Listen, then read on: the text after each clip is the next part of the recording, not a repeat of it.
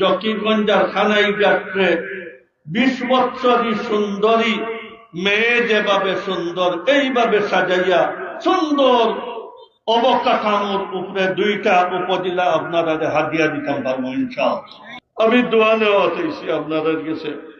আপনাদের যদি ইয়কিন হয় যে বাজেটের সম্পূর্ণ টাকা খিয়ানত ছাড়া আমরা কাজে লাগবো, আপনারা যদি ইয়কিন হয় যে আমি অতিরিক্ত বরাদ্দ আনার সলাহিয়ত রাখি, তাহলে আপনারা বড় সম্মিলন হওয়া এখান তো নিজের বড়, এর বাদেও আপনারা মানুষের কইবা এর লাগে কইয়া আমি ইনশাআল্লাহ জকিগঞ্জার খানাই ঘাটে 20 বছরই সুন্দরী মেয়ে যেভাবে সুন্দর এইভাবে সাজাইয়া সুন্দর অবকাঠামোর উপরে 2টা উপজেলা আপনারা হাদিয়া দিতাম পারবো ইনশাআল্লাহ।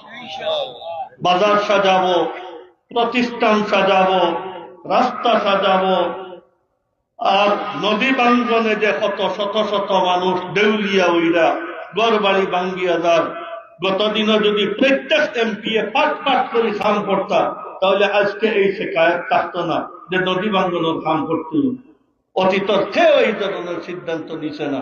আমি ইনশাআল্লাহ 5 বছরে পাট পাট করি সারা সুরমা কুশিয়ারা নদীরে নীল দ্বারায় চলার ব্যবস্থা করবো, যেন মানুষের উপরে আঘাত না করে। আল্লাহ তৌফিক দিতা। আর মেইন রাস্তা থেকে যত শাখা রাস্তা গেছে ইনশাআল্লাহ আমি এই শাখা রাস্তা ইনশাআল্লাহ 5 বছরে পাট পাট করি। আমি তো নিয়ত করছি এরা তকমিলও পৌঁছাইতাম, পরিপূর্ণ করতাম।